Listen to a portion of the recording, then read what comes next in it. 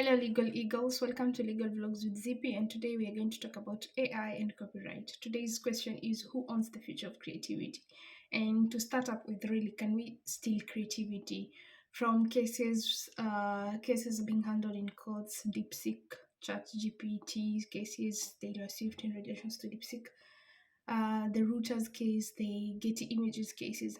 We are going to dissect to the legal chaos between AI and copyright and why these may probably define the future of ownership in this digital age. Traditional copyright always protects human beings who create music, write books.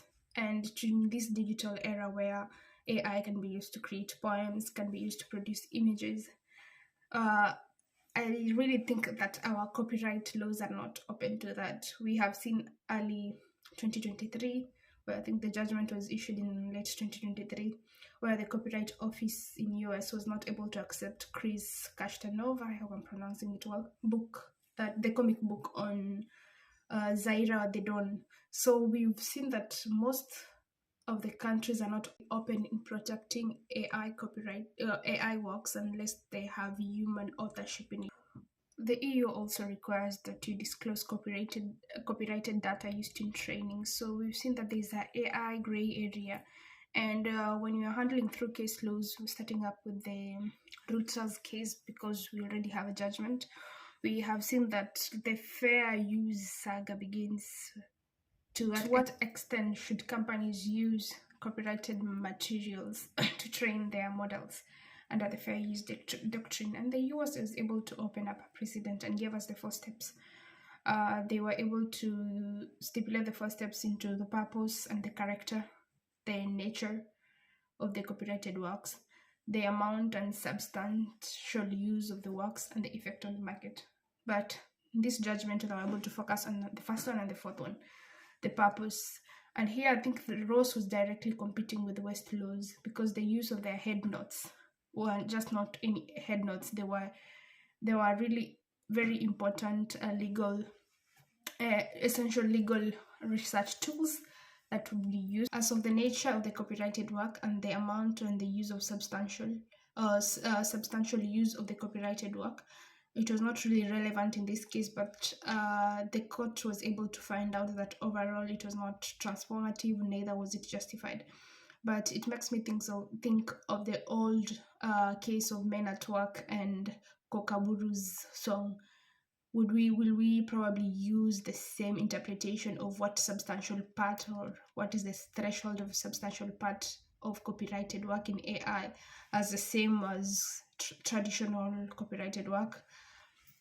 That is open to interpretation and largely open to critique and writing too. But getting back to the second case of Getty Images versus Stability AI, this is something that the judgment has not been issued as to the time as at now that I'm making this video. And it opens up a lot of legal implications and legal allegations, because there was the issue of copyright infringement, and not just any copyright infringement. There's also issues of trademark infringement. There's issues of, I think, relations to passing off. There's also the issue of jurisdiction, because I think they were arguing that the training happened in the US soil and not UK. There's also the issue of, I think it was not only just copyright infringement, but also they decided not only to copyright but also to scrape. They were scraping out some substantial part of the images. I think this case is expected to clarify the legal boundaries of using copyrighted materials, because Stability AI, as of now, they deny liability, but they admit that they use the copyrighted works of Getty Images, but they still argue that the output of the AI, the output that comes from training their AI, are original, and as of that, they don't accept any liability. We would be waiting for the judgment. There are many questions that has not been probably accepted by our courts or answered by our courts. And amongst those questions are, can AI regurgitate copyrighted news? Who is going to be held liable when AI clones a musician's voice, for example, Drake voice or anyone's voice?